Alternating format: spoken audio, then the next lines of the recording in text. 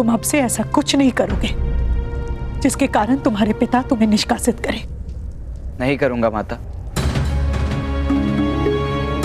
जब तक आपका या पिताश्री का आदेश ना हो तब तक मैं घर का त्याग नहीं करूंगा। किंतु मुझे भय है कि एक समय अवश्य ऐसा आएगा जब आप स्वयं मुझे घर का त्याग करने का आदेश देंगे।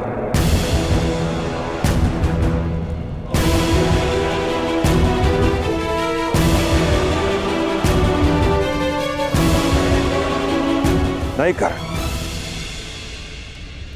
अब हमें ऐसा कोई आदेश तुम्हें नहीं देना होगा, क्योंकि आदेश देने के लिए हम जीवित ही नहीं होंगे।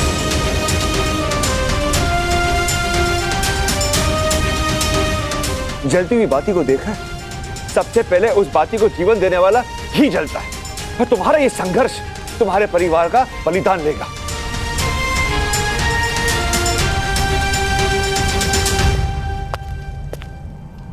कर्ण, महारानी कुंती ने तुमको बुलाया है।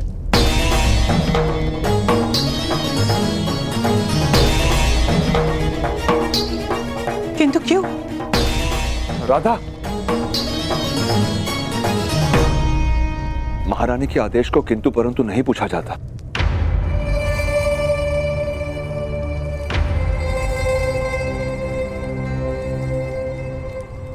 जाओ पुत्र।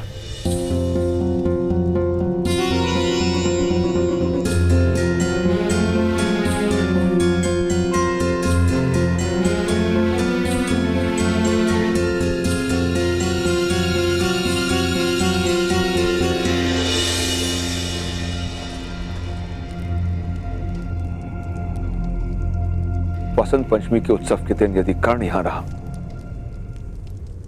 तो हमें पछताने का अवसर आएगा भ्राताश्री।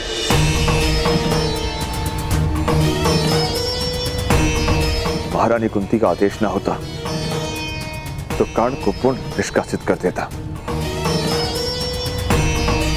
कर्ण को एक बहुत बड़ी विपत्ति से सुरक्षित करने का यही एक मार्ग है।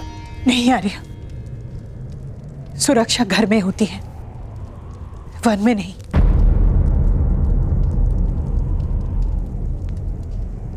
मैंने निर्णय किया है, वसंत पंचमी से पूर्व मैं कर्ण का विवाह करवा दूंगी।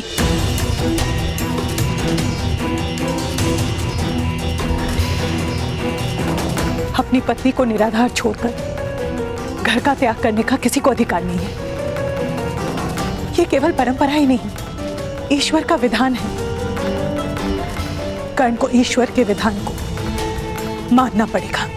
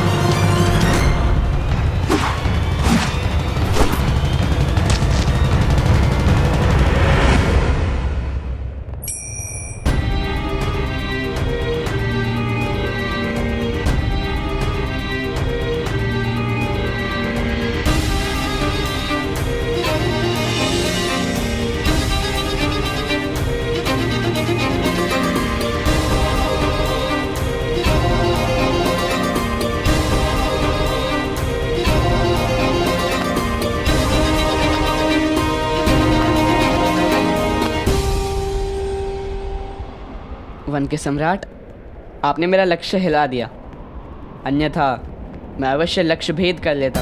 हाँ अवश्य, आप तो राजकुमार हैं।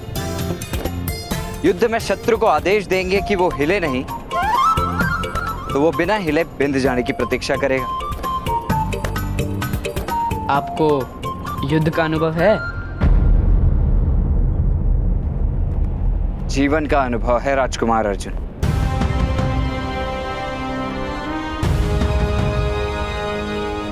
और मेरा जीवन भी युद्ध से कम नहीं। तात्पर्य?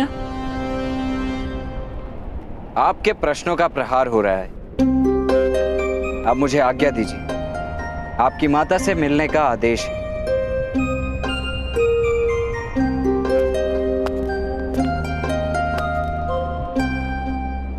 यदि अपने तीर को अधिक दूर पहुंचाना है तो अपने धनुष की प्रत्यंचा थोड़ी और दृढ़ कीजिए, अन्यथा तीर आधे मार्ग में ही गति छोड़ देगा।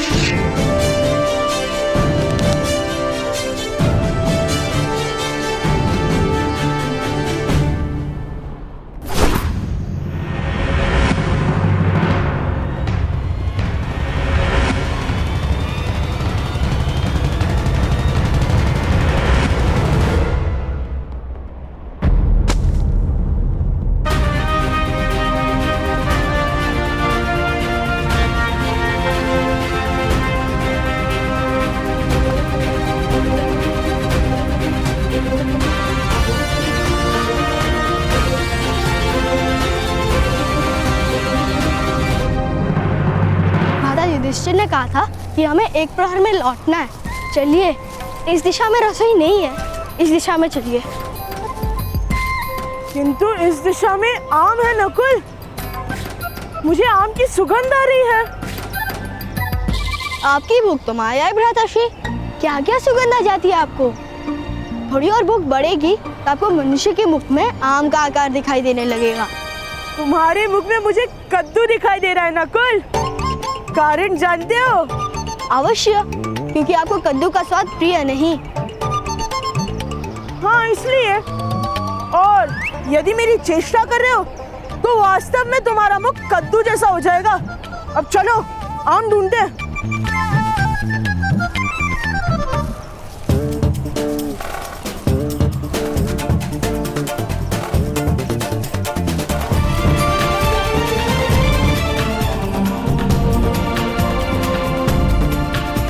देख देख कद्दू मुख, कितने सारे आम हैं। अन्न के विषय में मुझे कभी भी मिथ्या आभास नहीं होता। कितने आम खाओगे ज्येष्ठ भ्राता? जितने पेड़ से गिरेंगे वो सब खा जाऊंगा।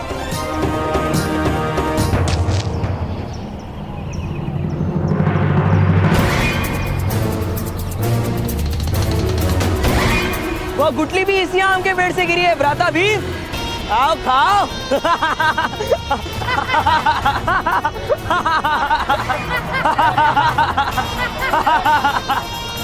ये दुशासन, अब पेड़ पर बैठे हो तो कुछ आम तोड़ कर दो ना।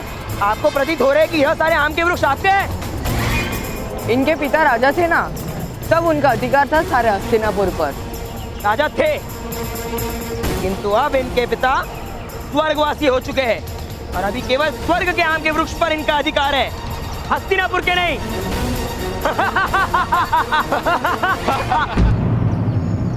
ये सारे वृक्ष हमारे हैं भ्राता भीम, क्योंकि हमारे पिता राजा है।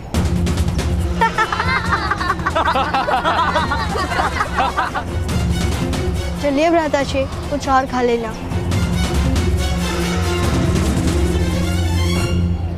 अरे भ्राता भीम, यदि आप भीख मांगोगे ना तभी आपका आम प्राप्त होगा। सन्यासी के पुत्रों को भिक्षा मांगने में क्या लाज? आप आपके पिता ने भी भिक्षा मांगी होगी।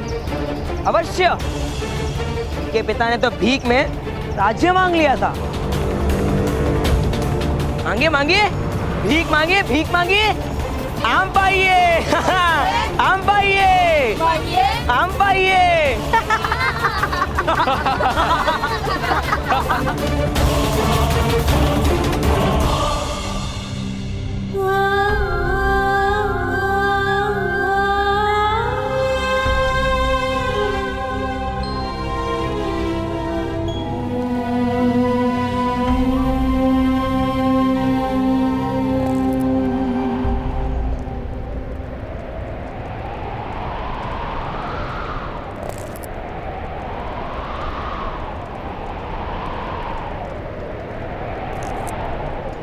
पुत्र,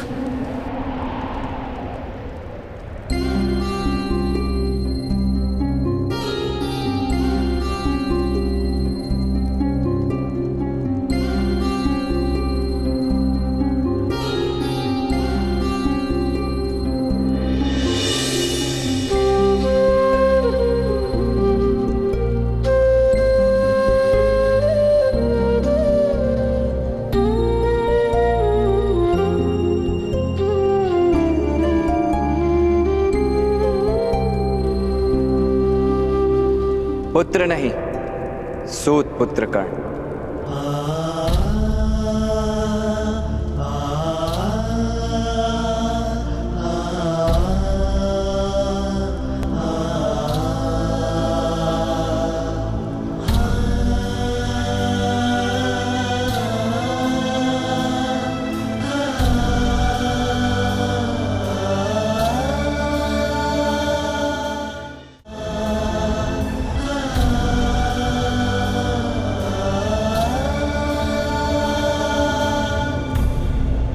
प्रणिपात महारानी,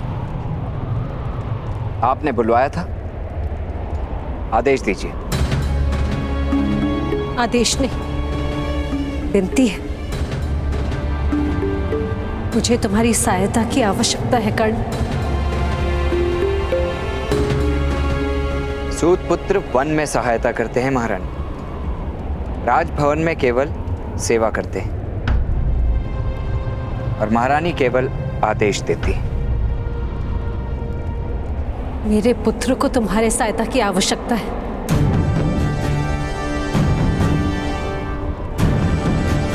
महारानी, आपके पांचों पुत्र सक्षम हैं और अपनी रक्षा करने में समर्थ भी हैं। फिर भी उनको मेरी सहायता की आवश्यकता है।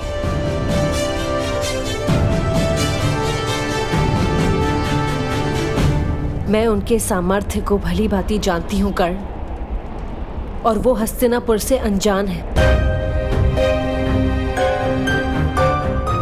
महाराज के पुत्रों का व्यवहार इस समय अनुचित है।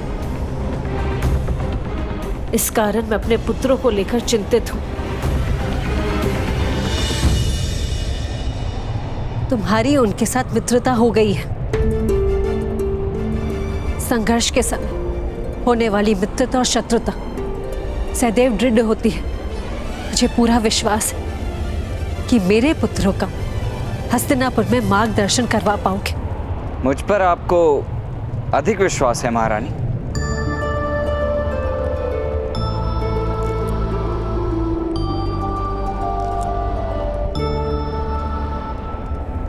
ऐसा प्रतीत हो रहा है कि रक्त के संबंध से भी अधिक गहन संबंध है तुम्हारे साथ।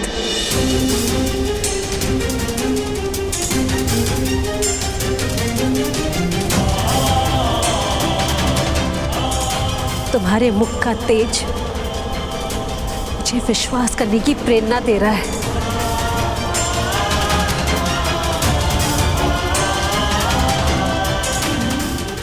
मांगे मांगिए, भीख मांगिए, भीख मांगिए। चलिए भ्राताश्री, माता ने कहा था। मुझे स्मरण है नकुल, किंतु दुशासन उचित कह रहा है। भिक्षा मांगने में लज्जा का क्या कारण? पिताश्री कहते थे प्रकृति ईश्वर का ही अंग है। इसीलिए वृक्ष, बेल, आकाश, धरती, इन सब से हम भिक्षा मांग सकते हैं। हे आम्र वृक्ष, कृपा करके मुझे आम दीजिए। मैं वचन देता हूँ, आपके वृक्ष से जो कुछ भी गिरेगा उसे मैं आपका प्रसाद समझकर खा जाऊंगा।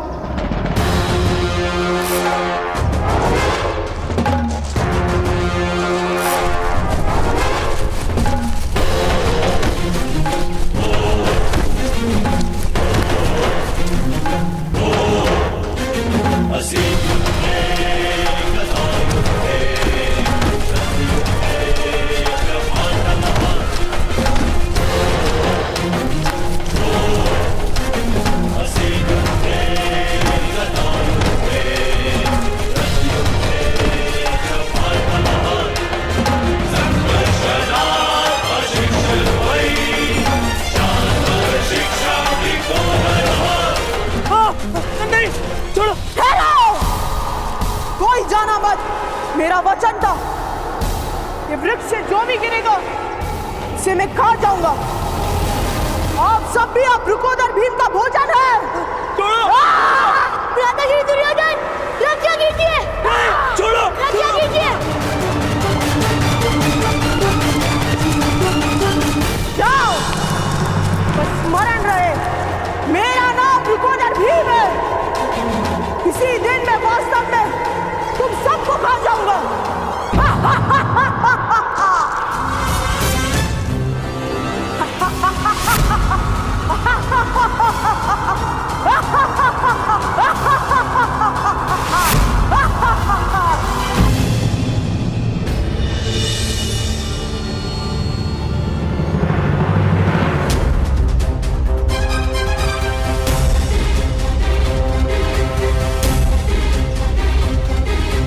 सामर्थ्य भी है और ये सूद भी नहीं है। अब इनका क्या करेंगे राजकुमार दुर्योधन?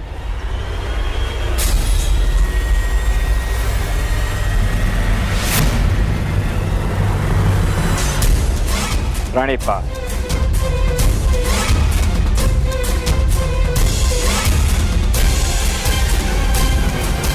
तुम्हें चिंता करने की आवश्यकता नहीं है कर्ण। राजकुमारों के साथ राजकुमारों वाला न्याय होता है और वो करना मैं जानता हूं। अवश्य, मुझे पूरा विश्वास है कि आप अवश्य जानते होंगे, किंतु इनकी माता का आदेश है कि मैं इनके साथ रहूं। राजकुमारों के न्याय में कहीं एक सूत आड़े ना आ जाए।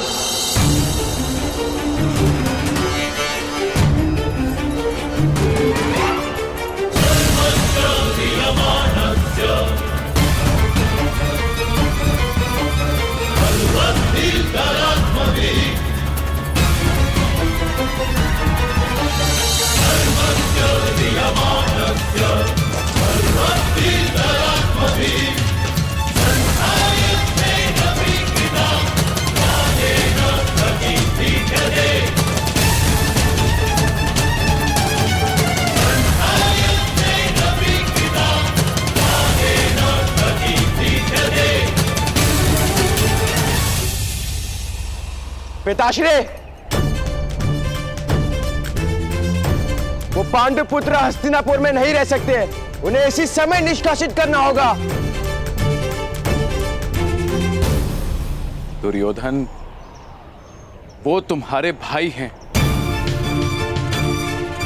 और ताक्षरी का आदेश है कि तुम पांडु पुत्रों को प्रेम दो। किंतु महाराज,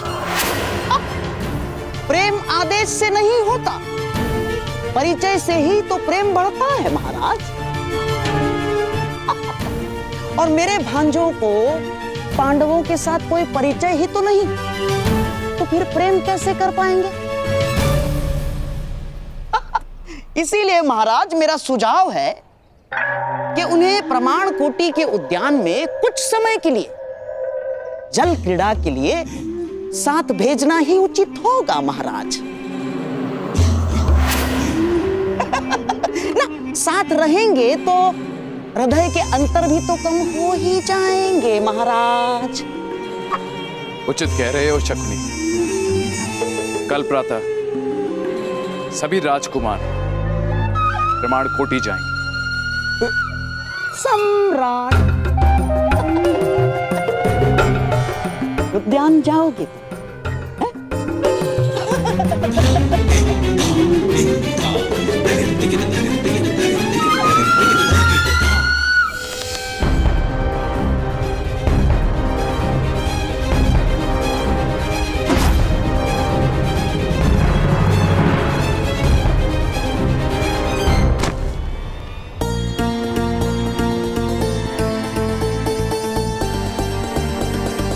कर्ण महोदय,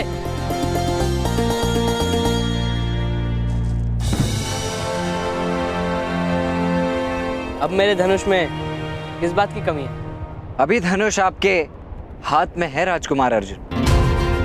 जिस क्षण वो आत्मा में बस जाएगा, सारी कमियां समाप्त हो जाएंगी। आप भी धनुर्धारी हैं? नहीं।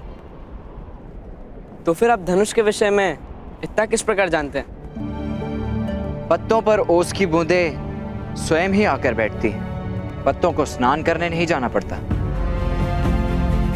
ज्ञान का भी ऐसा ही है।